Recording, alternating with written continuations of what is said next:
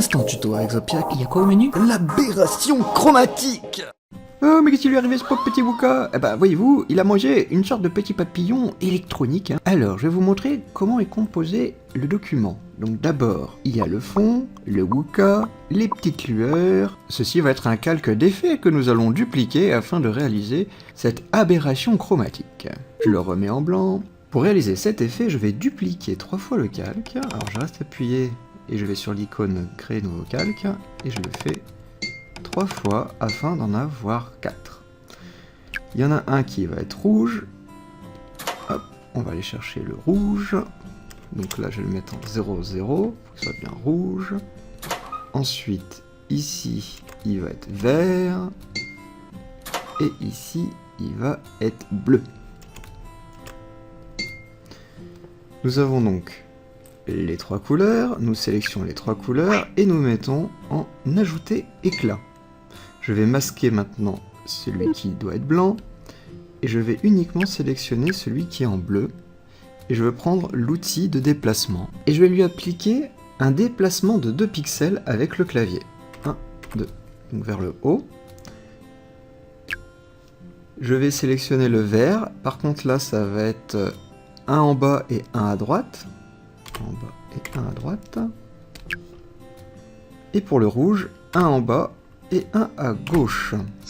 Bon, je le mets à 100%, comme ça nous pouvons remarquer que l'aberration se réalise bien au bord de notre effet.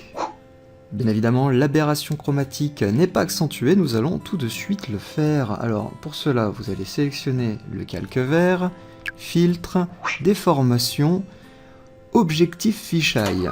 On va mettre la petite croix au niveau de la bouche, vu que c'est là où le centre de l'effet a débuté. N'ayez pas peur de toutes ces petites tirettes, si jamais vous êtes en appliqué à l'ensemble, les tirettes qui sont en bas ne sont pas affectées. Nous pouvons augmenter la distorsion pour voir un petit peu comment que ça donne. Veuillez éviter d'avoir trop de distorsion. Là on est à peu près correct là.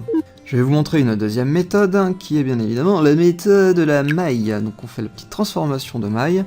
On va essayer de mettre un point de maille pile poil dans la bouche. Alors hop, hop, hop, voilà, on a à peu près ça.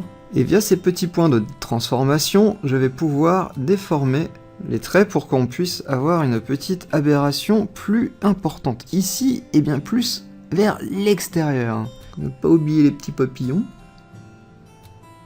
Si vous voulez pas trop vous enquiquiner avec les effets, vous pouvez le faire aussi à la mano. Alors bon, bien évidemment, on va faire du rouge sur le côté gauche. Au centre, normalement, ça doit être du vert. Et à droite, ça va être du bleu. Donc là, ce que je regardais, c'était ce petit passage. Pour faire vraiment cette aberration chromatique assez visible de loin. Là, je vais rajouter des petites paillettes pour accentuer un peu la magie de tout ça. Bien sûr, le mettre en lumière éclat 50% pour qu'on puisse voir au moins quelque chose.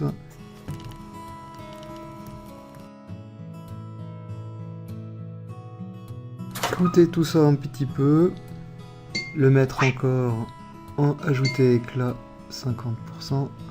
Alors j'ai écrit boîte, je vais le dupliquer, masquer, un petit clic droit dessus pour demander de le pixeliser.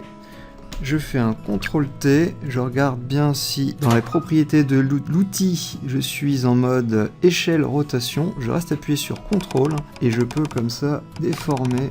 Mon texte semble que c'est correct, j'aimerais bien quand même lui mettre quelques petits effets, donc je fais un petit CTRL-T. Dans propriétés de l'outil, je peux descendre et voir, il y a angle de rotation, je vais mettre 45. Je prends l'outil de sélection rectangle et je m'amuse à faire majuscule pour rajouter. Hop, dès que c'est fait, je rallonge. Des petits traits comme ça. J'utilise maintenant l'outil de déplacement et je vais le déplacer juste un petit chouïa sur la gauche. Je désélectionne, je refais CTRL-T et je le mets à -45. J'aimerais bien convertir ce calque en calque unique, donc je vais rester appuyé sur CTRL, cliquer sur la vignette pour récupérer les pixels visibles. Dans le menu des calques, nous faisons Nouveau calque, Remplir, que je mets en rouge. Je le duplique, que je mets en vert, duplique encore, que je le mets en bleu. Je masque le calque blanc, je sélectionne les 3, et je les mets en ajouter éclat. Je vais déplacer donc le rouge, un peu le vert et beaucoup le bleu. Si pour vous l'effet est un peu trop prononcé, vous pouvez rajouter le calque blanc et sélectionner les autres calques colorés pour les mettre en opacité un peu moindre, voilà, 50 par exemple. Et voilà un petit cri de Wooka apeuré. Désabonne-toi dès à présent, retire le like si ça a déjà été fait. Par contre, rejoins le serveur Discord. C'est le serveur Wizard. Le lien est dans la description. Ah bon, y a rien ici? Ah ouais.